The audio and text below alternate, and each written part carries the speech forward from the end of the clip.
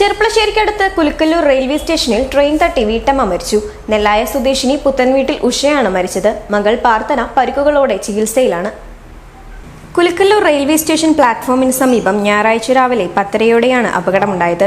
റോഡിൽ നിന്നും ട്രെയിൻ കയറാനായി ട്രാക്കിലൂടെ നടന്നുവരികയായിരുന്ന സ്ത്രീകളാണ് അപകടത്തിൽപ്പെട്ടത്.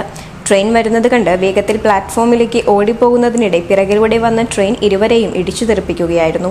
കോട്ടയത്ത് നിന്നും നിലമ്പൂരിലേക്ക് വരികയായിരുന്ന എക്സ്പ്രസ് ട്രെയിനാണ് ഇടിച്ചത്.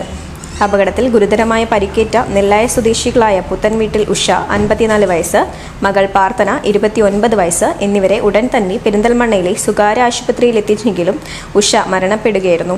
ഷൊർണൂരിൽ നിന്നുമുള്ള RPF സംഘം എത്തി മേൽനടപടികൾ സ്വീകരിച്ചു.